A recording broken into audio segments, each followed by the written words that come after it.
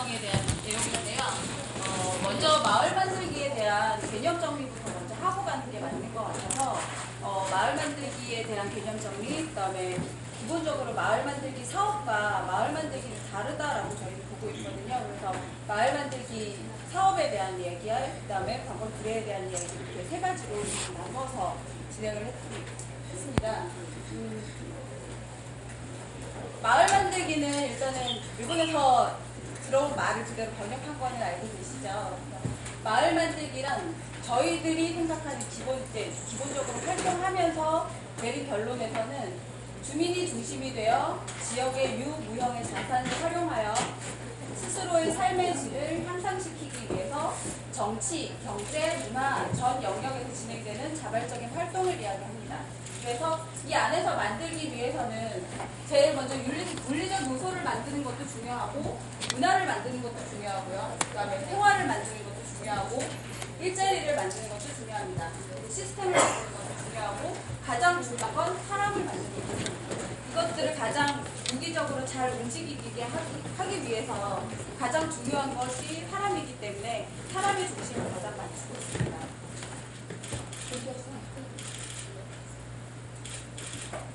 보통 같은 거라고 생각하기 쉽지만 조금 다른 면이 있습니다. 마을 만들기 사업이란. 주민이 중심이 되어서 지역의 유무형의 자산을 활용해서 하는 것들은 같은 의미로 사용할 수 있지만 스스로의 삶을 향상시키기 위해서 하는 건데 사업마다 추구하는 바가 조금씩 다릅니다. 그래서 사업마다 우선하는 가치가 다 차이가 있고요. 그 다음에 정치, 경제, 문화 전 영역에서 진행되기는 하지만 이것 역시 그 사업이 추구하는 바가 뭐냐에 따라 중심적으로 포인트를 놓는 것에 따라서 사업마다 우선하는 영역이 다소 차이가 있습니다.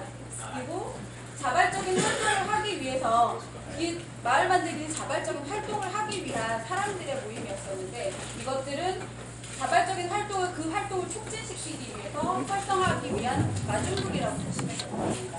촉진시키고 그것들을 가지고 더 활동을 잘 할 수 있게 만들기 위한 그런 이용하기 위한 것들이 마을 만들기 사업이라고 보실 수 있을 것 같습니다.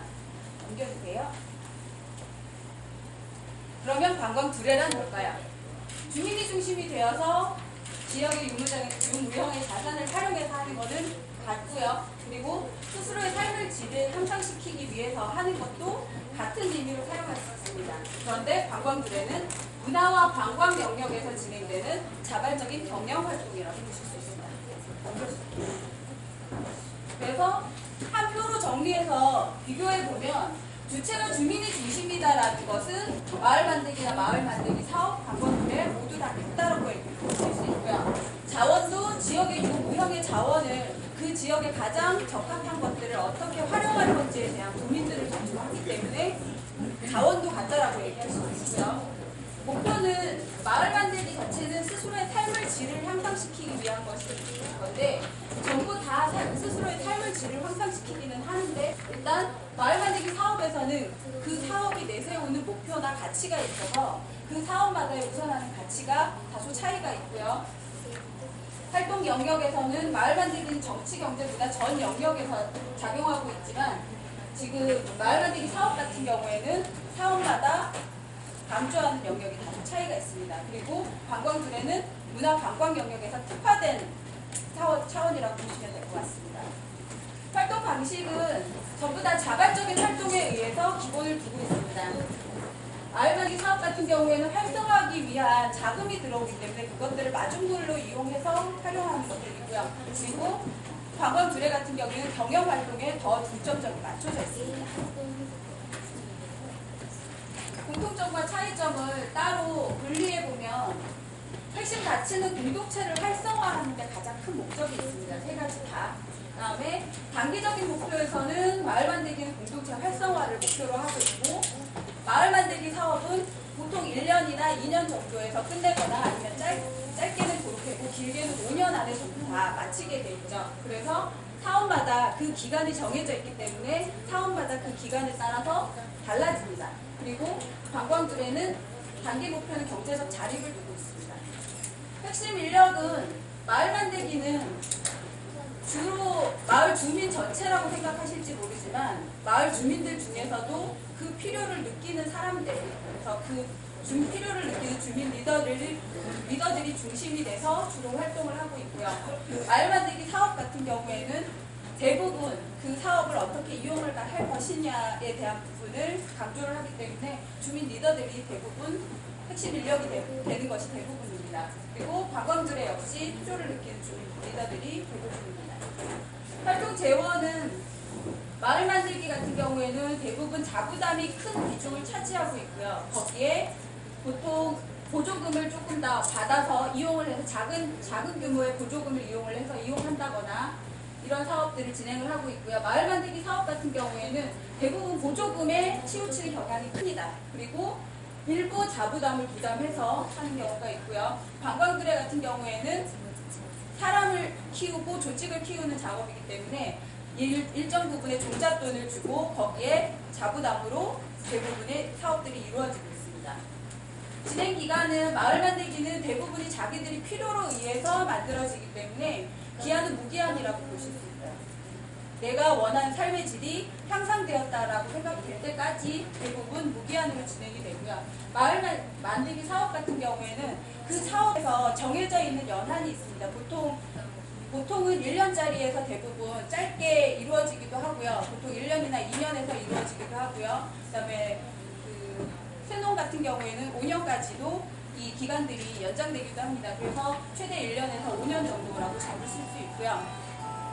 관광주례 같은 경우에는 저희가 기업을 육성 조직을 발굴해서 하는 작업 자체가 3년을 기본으로 하고 있기 때문에 3년을 기본으로 하고 그 안에서 자립해서 더 많은 활동들을 하기 위해서 더 노력하는 것들을 무한이라고 보실 수 있을 것 같습니다.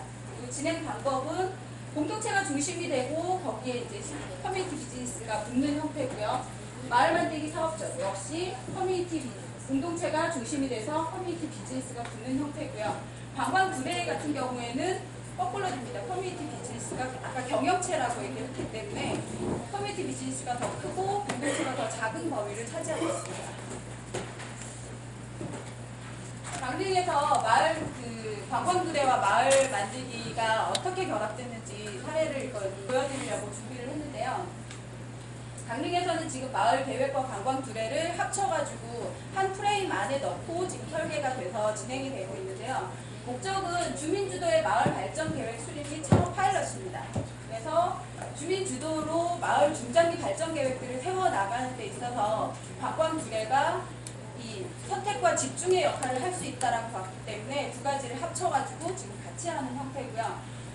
관광주례를 가지고는 아까 CB 개념이 훨씬 더 강하기 때문에 추진하는 방법에서 마을의 중장기 발전 계획을 세우는 것까지가 조금 무리가 있다라고 판단이 됐어요. 그래서 마을 전체를 묶어서 장기적으로 봤을 때 마을의 중장기 발전 계획을 세우고 그 안에서 지금 5차에서 6차에서 보시면 팀별로 창업 계획서가 작성이 됩니다. 중장기 발전 계획을 세우는데 그 안에서 이것들이 문화관광 분야에 해당되는 것들을 더 강화시키고 그리고 팀별 아이템에 따라서 관광주례로 편입시키는 방법을 선택을 했습니다. 그래서 큰 범위 안에서 마을 만들기를 같이 가지고 가고 그 안에서 관광과 문화 콘텐츠에 해당되는 것 부분을 특화시켜서 관광주례로 편입시키는 방법으로 갔습니다. 그래서 총 7회차에 걸쳐서 워크숍을 할 계획이고요. 지금 1차에서 4차 같은 경우에는 전체적으로 마을 주민들이 어떤 생각들을 가지고 있는지 어떤 자원들이 있는지를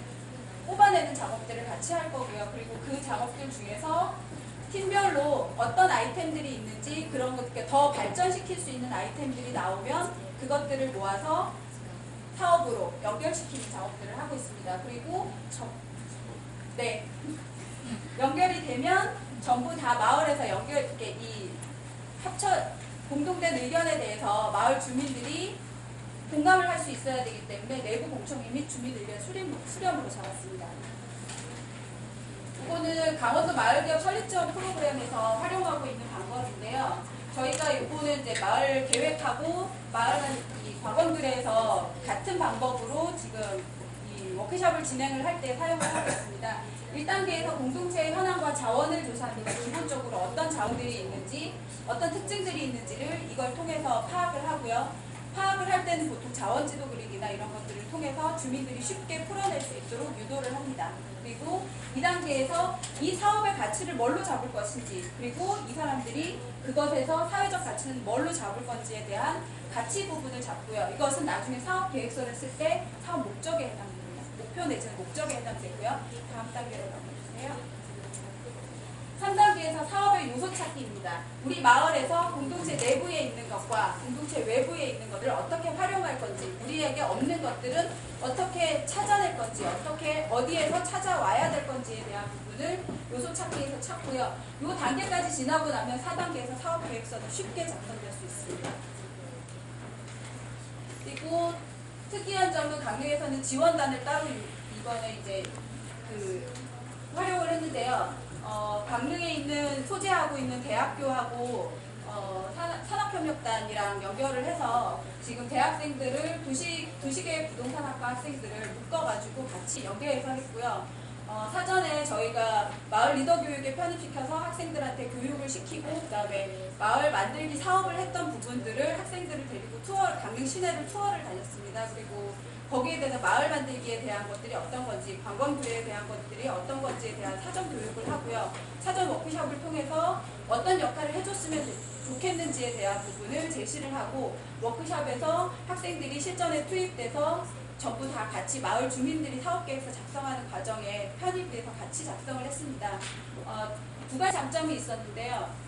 마을 주민들 같은 경우에는 아직까지도 글씨를 못 쓰시는 분, 문맹이 있으시거든요. 그분들을 대필해서 바로바로 사업계획서를 작성해 줄 수 있다는 장점이 있고요. 학생들 같은 경우에는 졸업을 하고 나서도 이런 전반적으로 실질적인 사업에서 대비돼서 본인들이 들어가서 경험할 수 없는 부분들을 간접 경험을 통해서 전체적으로 다 볼 수 있기 때문에 산업협력으로 연결해서 붙이기가 굉장히 좋았습니다. 그리고 끝나고 나서 백업을 해봤더니까 학생들한테도 굉장히 좋은 반응을 얻었고요.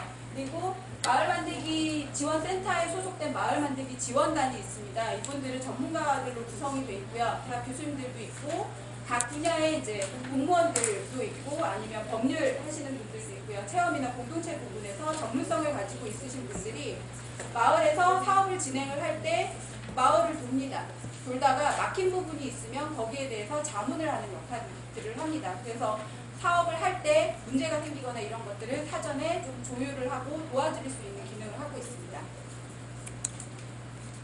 저는 마을 만들기와 관광들에는 다르지 않다라고 생각을 합니다. 그리고 지역을 사랑하는 사람들이 모여서 지역을 풍요롭게 하기 위한 노력이라고 생각을 합니다. 그래서 혼자 가면 빨리 갈 수는 있겠지만 함께 가면 멀리 갈 수 있다라는 그 얘기에서 나온 것처럼 마을 만들기와 관광들에는 함께 가야 된다라고 생각을 합니다. 감사합니다.